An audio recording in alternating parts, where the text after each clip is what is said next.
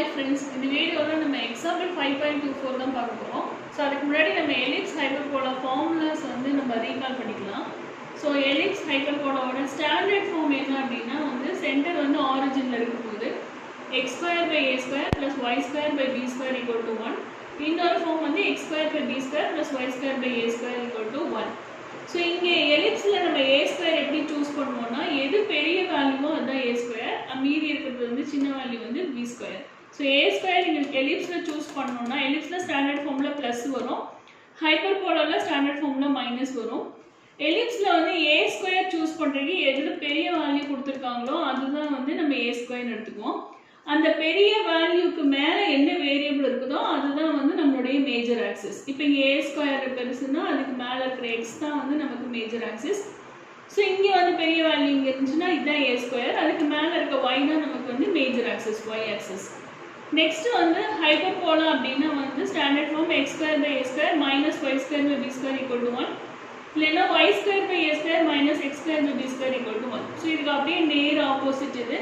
a square எப்படி choose பண்ணுவோம்னா first எது வருதோ அதான் a ஸ்கொயர். ஃபர்ஸ்ட் எது வந்தாலும் சின்ன வேல்யூவா இருந்தாலும் ஃபர்ஸ்ட் எது வருதோ ஈக்குவேஷன்ல ஜெனரல் ஃபார்ம் இந்த ரெண்டுல எது ஃபர்ஸ்ட் வருதோ அதுதான் வந்து டினாமினேட்டர்ல அதான் a ஸ்கொயர், ரிமைனிங் இருக்கிறது b ஸ்கொயர். தென் எது ஃபர்ஸ்ட் வேரியபிள் வருதோ அதுதான் ஆக்சிஸ். நமக்கு வந்து டிரான்ஸ்வர்ஸ் ஆக்சிஸ், கான்ஜுகேட் ஆக்சிஸ் இருக்கும். ஸோ டிரான்ஸ்வர்ஸ் ஆக்சிஸ் வந்து எந்த வேரியபிள் ஃபர்ஸ்ட் வருதோ அதுதான். ஸோ இப்போ இதை பொறுத்த வரைக்கும் நமக்கு டிரான்ஸ்வர்ஸ் ஆக்சிஸ்னா வந்து எக்ஸ் ஆக்சிஸ், இங்கே வந்து ஃபர்ஸ்ட் வந்து ஒய் வந்துருக்கு. ஸோ டிரான்ஸ்வர்ஸ் ஆக்சிஸ் வந்து ஒய் ஆக்சிஸ். ஓகே, நெக்ஸ்ட் வந்து நம்ம இந்த ஸ்டாண்டர்ட் ஃபார்முடைய சென்டர், வெர்டிசஸ், அதுக்கப்புறம் ஃபோக்கஸ் என்னன்னு பார்க்கலாம். ஸோ சென்டர் வந்து ரெண்டுக்குமே இது காமனாக தான் இருக்கும். சென்டர் வந்து 0,0, தென் வெர்டிசஸ் வந்து a,0 minus a,0. Then foci வந்து ஃபோக்கைனா plural form of focus. So s dash denote பண்ணுவோம். So ae,0 minus ae,0. So இது எப்போ வரும்னா மேஜர் ஆக்சிஸ் வந்து மேஜர் டிரான்ஸ்வர்ஸ் ஆக்சிஸ் வந்து x ஆக்சிஸா இருக்கும்போது, இதே y ஆக்சிஸா இருக்கு அப்படின்னா அதாவது வேரியபிள் அதிகமான வேல்யூக்கு மேல y இருந்தாலோ இல்ல ஃபர்ஸ்ட் y வந்தாலோ y ஆக்சிஸ் வரும். இதே ஃபார்முலா தான், பட் 0, வரும் அவ்வளவுதான். So 0, a, 0, minus a, 0, ae, 0, minus ae வரும். ஸோ நெக்ஸ்ட் வந்து லேட்டஸ்ட் டேர்ம் அதெல்லாம் வந்து இங்கே பார்த்துக்கலாம். Formulas, equation of directrix, equation of latus டேர்ம்னா ஸோ பேசிக்காக தெரிஞ்சுக்க வேண்டியது இதுதான். ஸோ ஸ்டாண்டர்ட் ஃபார்மு எப்படி a square b square choose பண்ணுவோம், தென் சென்டர், வெர்டிசஸ், தென் ஃபோக்கை. ஸோ இதுதான் வந்து எலிப்ஸும் ஹைப்பர்போலாவும் கிட்டத்தட்ட ஃபார்முலா சேமாக தான் இருக்கும். இந்த ஐடென்டிஃபிகேஷன் தான் ரொம்ப முக்கியம். a b ஐடென்டிஃபிகேஷன், ஆக்சஸ் வந்து ஐடென்டிஃபிகேஷன் தான் ரொம்ப முக்கியம். ஸோ நெக்ஸ்ட் வந்து டிரான்ஸ்லேஷன் நடந்துச்சுன்னா எலிப்ஸ் ஹைப்பர்போலால நிறைய ப்ராக்டிக்கல் ப்ராப்ளம்ஸ் இருக்கு. ஸோ அப்ளிகேஷனும் ஜாஸ்தி தான். எலிப்ஸ் எல்லாம் பார்த்தீங்கன்னா நம்மளுடைய பிளானட்டரி மோஷன் ஃபுல்லாகவே எலிப்ஸ் தான் டிபெண்ட் ஆகிருக்கும்.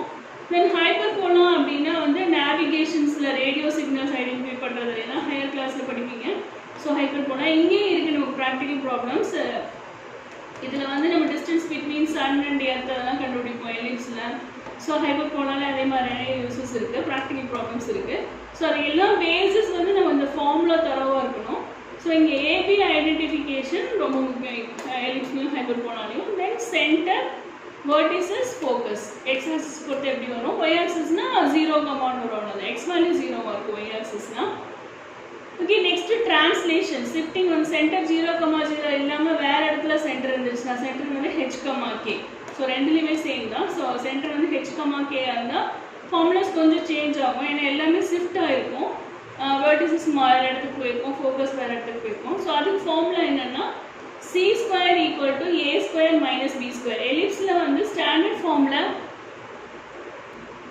ஸோ ஸ்டாண்டர்ட் ஃபார்முலா இங்கே ப்ளஸ் வரும், இங்கே மைனஸ் வரும். அதே இங்கே c ஸ்கொயர் வந்து ஹைப்பர்போலால ஸ்டாண்டர்ட் ஃபார்முலா மைனஸ் வரும், இங்கே ப்ளஸ் வரும். ஸோ இது மாற்றி வரும், ஞாபகம் வச்சுக்கலாம் ஈஸியாக.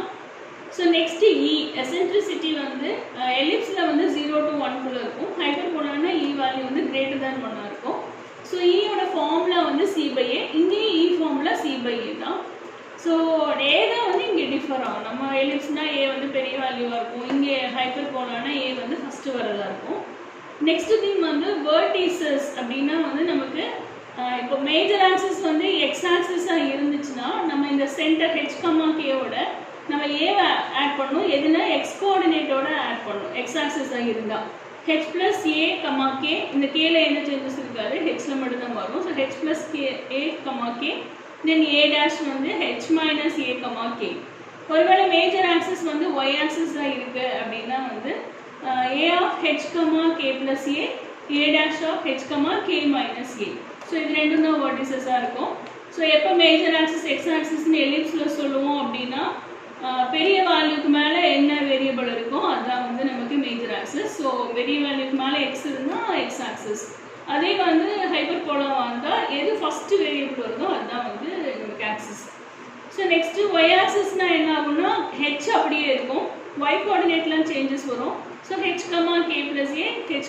k minus a சோ இது மார்க் பண்ணிக்கோங்க இது வெர்டிசஸ் நெக்ஸ்ட் ஃபோக்கஸ் அப்படினாவே வந்து நமக்கு a e இன்வால்வ் ஆகும் எசென்ட்ரிசிட்டினாவே c by a c involve ஆயிருக்கா சோ c தான் நம்ம பண்ண போறோம் அதே h, k ஓட c தான் நம்ம ஆட் பண்ண போறோம் சோ the same way தான் x axis இருந்தா h plus c, k இங்க h minus c, k next வந்து ஒருவேளை y axis இருந்துச்சுனா k ல ஆட் பண்ணனும் so h, k plus c இங்க h, k minus c so இதுதான் வந்து ஃபோக்கஸ் இது வந்து எலிப்ஸ் ஹைப்பர்போலா எல்லாத்துக்கும் இதுதான் ஃபார்முலா வெர்டிசஸும் ஃபோக்கஸும் நெக்ஸ்ட் டைரக்ட்ரிக்ஸ் லேட்டஸ்ட் சிஸ்டம் எல்லாமே சேம் தான் சோ ஈக்குவேஷன் ஆஃப் டைரக்ட்ரிக்ஸ் என்னன்னா x ஆக்சிஸ் இருந்தா x is equal to h plus or minus a by e h plus or minus a by e நமக்கு வந்து இந்த ஸ்டாண்டர்ட் ஃபார்மா இருந்துச்சுனா x is equal to just plus or minus a by e மட்டும் வரும் இப்போ இது ஷிஃப்டிங்கா இருக்கனால ட்ரான்ஸ்லேஷனா இருக்கனால வந்து x is equal to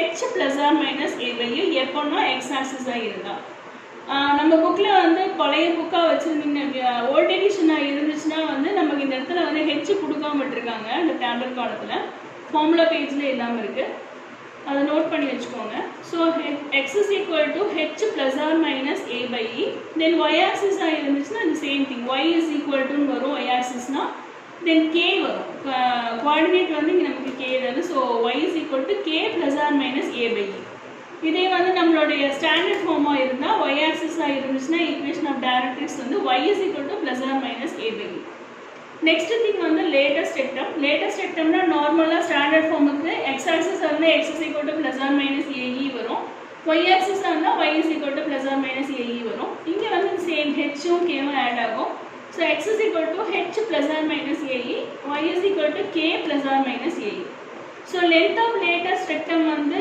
நம்மளுடைய ஸ்டாண்டர்ட் ஃபார்மா இருந்தாலும் சரி ஷிஃப்டிங்கா இருந்தாலும் சரி ஒரே ஃபார்முலா தான் length of latest rectum equal to 2b square by a